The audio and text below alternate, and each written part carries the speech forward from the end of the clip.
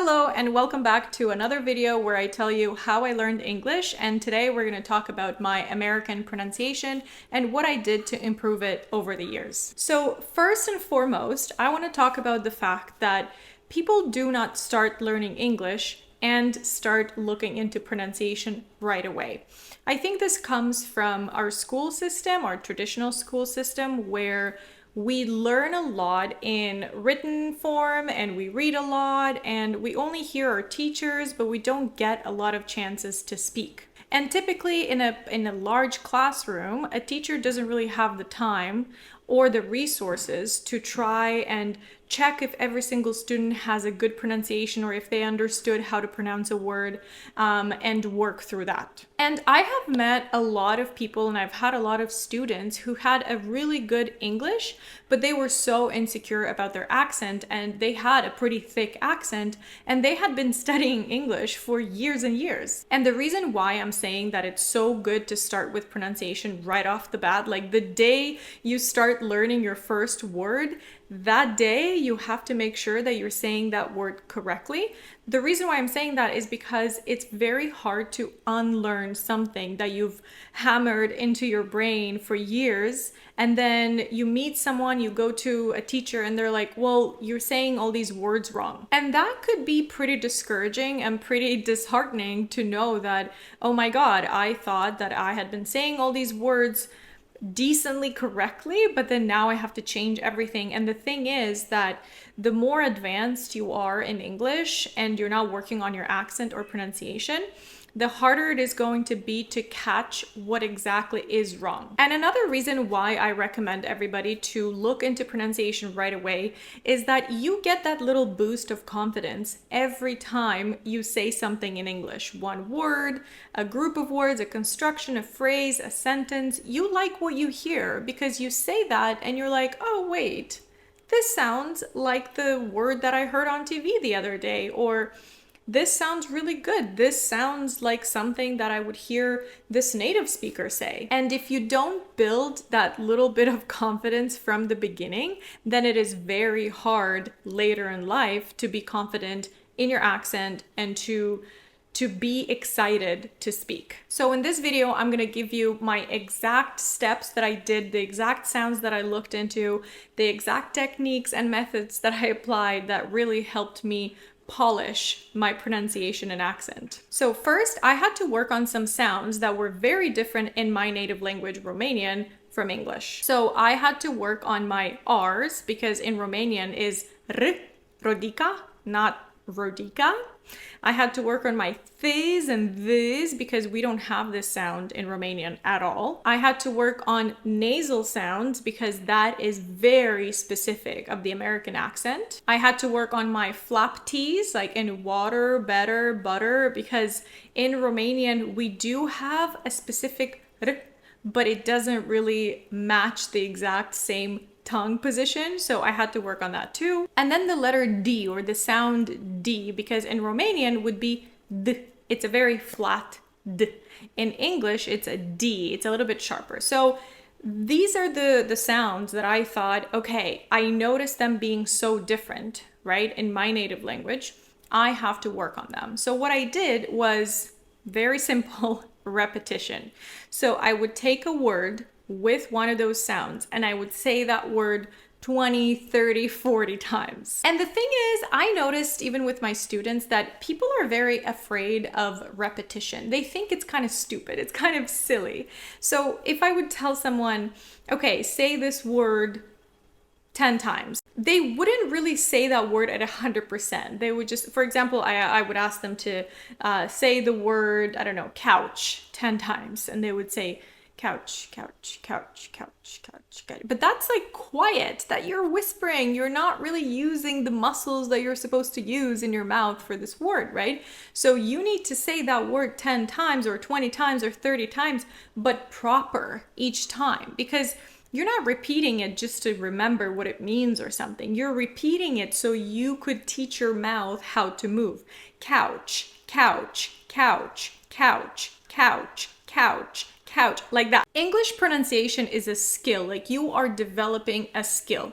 If you wanted to start driving, you wanted to become a car driver, you would want to go and practice driving, right? You can't just read the rules and expect you to be able to drive. Working on your English pronunciation means that you are working with your muscles, with your jaw, with your cheeks, with your tongue, with your lips. It's like going to the gym and having to do 20 reps or 10 reps or whatever it is of a certain exercise in order for that exercise to bring results. You can't just do 5 sit-ups and expect strong muscles or a round bum. You can't just lift a tiny weight and expect your biceps to grow. So English is the same thing. English pronunciation is the same thing. You have these muscles and they need to work differently than they usually are in your native language. Okay, so that brings me to my next point. How does my mouth feel? So when you're learning a new word, you want to be aware of how your mouth feels. If you are saying that word that you're having troubles with and you don't feel like your mouth is uncomfortable and it kind of hurts, then you're doing it wrong. So for example, a lot of people have issues with the word girlfriend, right? It's a pretty tough one. Girlfriend, girlfriend, girlfriend, right? So there's a lot of things going on with the tongue, with your mouth, all of that. So if you do not adjust your muscles to this word and to these sounds, then you're just gonna keep your native language mouth and you're just gonna say girlfriend or something that would match the sounds from your native language. If you take a very simple word like door or window, right? When you say window, there's a lot more muscles involved than you think. When you say the word table, when you say the word computer, when you say the word lamp, cat, right? There's all of these sounds that are moving and shifting your muscles in your mouth, on your face, differently than you're used to. So if you go to the gym and you leave with a little bit of a sore kind of feeling throughout the body, it means that you made some effort. It means that you are going to get some results. But if you go to the gym, you spend an hour there and you leave without being sweaty and without feeling a little sore, then what did you do in there? So for example, if we took some words like this, for example, this, right? If I don't adjust my Romanian mouth to the English sounds, I will just look at the word and say this, or tis, right? Because that's how I interpret those letters through my Romanian brain. If I want to say 3, I will look at those letters and say sri or tri, not 3. Morning, not morning. This is my family. This is my family. Do you see how different that is? And that is simply because I do not read those letters as if they were written in Romanian. I have to read them as they were written in a completely different language, which is English. Another example is how in Romanian, we don't have certain sounds that position our mouths in a certain way. For example, W, right? My mouth becomes, or my lips are forming a tube. So when I say why, where, window, if I said these words multiple times, which is how I improved my pronunciation, I was repeating these words like millions of times. So if you have some issues with W, for example, you take all these words and you take them one by one. So let's say window. If you say window correctly each time for 20 times, window, window, window, window, window, window, window, window, window, window, window. I don't know how many times that was, but I can already feel my top lip tingling because this is the feeling you should get when you position your lips in a different way than you're used to. If you say window 20 times and your top lip doesn't start to feel weird or even hurt, then you're doing it wrong. And you can't just say window, window, window, window, window, window. That's not the point. The point is to train your brain and to tell it, what does your mouth look like? What does your mouth feel like when you're saying this particular word? In Romanian, the sound L is actually L, is a lot lighter. So if I say, I like it, I like it, I like it, it's not I like, I like it. I like it, I like it. I like it, I like it. And there's a lot of other sounds, a lot of other little tiny sounds that you have to work on and change when you switch to English. So imagine you don't have a native language, you're just a kid learning how to speak. That's pretty much how you should be learning English pronunciation, and not look at it, not look at the words through your native language brain. So if your mouth doesn't hurt after speaking English for about 15 minutes, then you're doing it wrong. Okay, the next thing that I was doing, and again, this is not part of the curriculums, this is not part of the usual traditional school system, is connected speech. So when we learn words in isolation, like glass, book, house, suitcase, right? We only look at the words that are isolated, that are individual, independent, not connected to anything else, not put in a sentence, not put in a structure of some sort. They're basically naked. They're naked words. They're just there for you to know that this word means that, for example. If you learn the verb to see or see, right? I see you, you see me.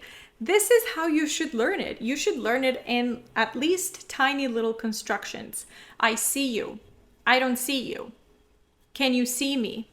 I don't see anything wrong with that. Okay? So even if you're at the beginning and you are only learning a few words at a time, you don't know what the other words mean, that's okay, because you're learning pronunciation. You're not learning vocabulary. We don't want to talk like robots, right? We don't want to stop after every single word. So the thing is, when you know that these words get connected in a certain way with articles, prepositions, other words around them, right? It'll also be easier for you to catch these. So your listening skills are going to be better because you're going to know how real people talk. I have had probably every single one of my students say that when a native speaker talks to me, it sounds like one long word. And it is one long word. It is all these words connected. There's no word, word, word, word. No, there's word, word, word, word, word, word, like this. Everything is intertwined, okay? If you do that from the beginning, if you do that at the beginning of your English learning journey, you're gonna know what to expect when you listen or when you hear English, and you will also be able to produce the same construction, the same connection between words. And you will be surprised how different the word sounds when you hear it in speech, in connected speech, compared to when you put it in Google and you click on that audio to see what's the pronunciation. Because if you write down the word good, you read good, good. Okay, good means this, good. But if you hear it in real speech, it's gonna be good morning, good morning, good morning, good, good. Good. Oh, I met a good friend of mine. I met a good friend of mine. Good. Good. Very short. Good. It's not good. It's good. So you're always going to have the impression that you know a lot of these words, but your listening skills are going to be so weak because you're always going to say, all I can hear is one big long word, because it is one big long word. Another thing that helps with this, even if you obviously can't do that in school or you don't have a teacher who really does that a lot, you can do shadowing yourself. So you can take a show, a TV show, a cartoon, a speech, anything in English spoken by a native speaker, and you can just repeat in small little chunks after that speaker. Even if you don't really know exactly what the words are, just try to practice the melody, the tone, whatever they pronounce. Later on, you will know what they pronounced, but for now, just try to get that connection going. So for example, you learn the word job. Try to say things like, I need a job, and not, I need a job. Try to say it quicker. I need a job. I need a job. I need a job. I'm looking for a job. I love my job. My job is stressful. Connected speech is such an important part of the pronunciation department. You can't even imagine. A lot of people are shocked this thing even exists because all they've done their entire life is learn words in isolation. So when you speak, you sound a lot more robotic, and it's a lot harder for you to get those words out because you're taking them out of your brain one by one. Okay, another fun thing I recommend doing is tongue twisters. You've seen it on my channel, you've seen it on my TikToks everywhere. I love tongue twisters because they're such a good challenge. However, at the beginning, when you learn English for the first time, it is going to be very difficult to do these tongue twisters, right? The ones that are pretty complicated and complex and like big funny poems or something. What you need to do is create your own personal tongue twisters. And what I mean by that is you can create a one-word tongue twister. And sure, maybe it's not necessarily a tongue twister officially, but that's what I like to call them, a personal tongue twister. If you have a word that you're having troubles with, you're not really sure how to position your mouth, it sounds kind of weird, you need to take that word and say it 20, 30 times fast, which makes it your own personal tongue twister. So let's say you're having some issues with the word temporarily. A lot of people have issues with the word temporarily. Temporarily, temporarily, temporarily, right? In order for you to practice this word, like fully practice it, you need to say it at least 20 times in a row as fast as you can. At the beginning, you can take it a little bit slower, and then you can increase the speed, making it a tongue twister. Temporarily, temporarily, temporarily, temporarily, temporarily, temporarily, temporarily, temporarily, temporarily. It's going to be a little bit harder. You're going to be like, right? But with practice, you will improve. And if you don't try to do it and to say it so many times, your brain doesn't really know exactly what you want it to do. So you can't just say, oh, I can't say this word. I can't say this word doesn't exist, because you can. You just have to practice it. So that was one word tongue twisters. Then you can do 2-word tongue twisters. So what I used to do is if I heard something on TV or somebody said something and I liked it, I wanted to repeat that so then it becomes part of my vocabulary and I know that I can pronounce it well. Okay, 2-word tongue twisters. For example, you are learning the word decision, right? You can do it as a 1-word tongue twister and say it multiple times, decision, decision, decision, decision. Or you can use some adjectives or some other words that are used with this word. For example, bad decision. And you can say that many times. Bad decision, bad decision, bad decision, bad decision, bad decision, bad decision, bad decision, bad decision. It does sound like one word now, right? And do you see how bad ends in D and decision starts with D? So you don't need to stop there and say bad decision, bad decision. You can use one D for both these words and you say bad decision, bad decision. You don't stop. Bad decision. There's no pause. There's no break. Bad decision. Bad decision. Bad decision. And that applies with a lot of words that end in a consonant and start with the same consonant. You only need one consonant in the middle. You don't break those two apart. Had a great time. Great time. One T for both. Great time. Great time. Great time. I had a great time. Great time. Great time. Great time. Great time. Great time. Right? But to your learning brain, great time sounds like gray time or something, right? Because you're expecting a separate word there. And then you move into 3-word tongue twisters, for example. Let's say you want to say make a decision or an important decision. Make a decision, make a decision, make a decision, make a decision, right? It's not make a decision. It's make a decision. You say that in one breath. Make a decision. That is your construction. That's why it sounds like one long word. Native speakers, when they take one construction, put it next to another construction, next to another construction that inside have connected words like that, it does become one big long word.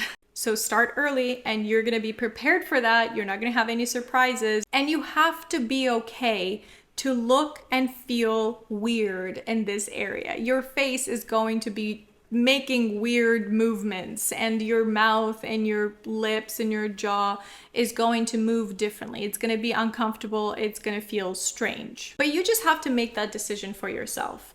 If you want to improve your pronunciation, just know that this is what you need to do. If you want to stay where you are, then that's okay too, but just don't expect to improve magically somehow overnight. And the thing is, this might actually even look silly, or sometimes people don't want to change this much just for a language, and that's okay too. This is just for people who want to actually take it to the next level. I have been learning and speaking English all my life. Even to this day, I can still feel pressure here because I didn't grow up learning English. I didn't grow up, or not learning English. I didn't grow up speaking English. That wasn't the language that I picked up in the first 7-8 years of my life. So yeah, it does feel uncomfortable to this day, but it pays off. And you know, I learned English and pronunciation 20 years ago. I didn't have access to a phone, to a laptop, to internet, you know. Nowadays, there's so many tools, there's so many apps, there's so many ways to learn pronunciation and to not only learn, but actually check it and get corrected, you know. And you don't even need a teacher. You can find free apps for that. So it's definitely a whole different world, and it should be a lot easier to learn English, especially that English is everywhere and you can watch all these American movies and shows if we're talking about the American accent, but you have a lot more access to a lot more useful and practical resources. So that is a lot better, right, than 20 years ago. However, it is your brain that has to do the work. It is your mouth that has to make the movements. So please believe me, if you want to improve, make sure you get comfortable with being uncomfortable. It will only get better with time. I hope you enjoyed watching this video and I hope you learned something new. Make sure to check my website for some live lessons that I have going on right now, some upcoming speaking clubs, and stay in the loop for when I'm launching some learning products. Please let me know if you have any questions, and I will see you next time. Bye!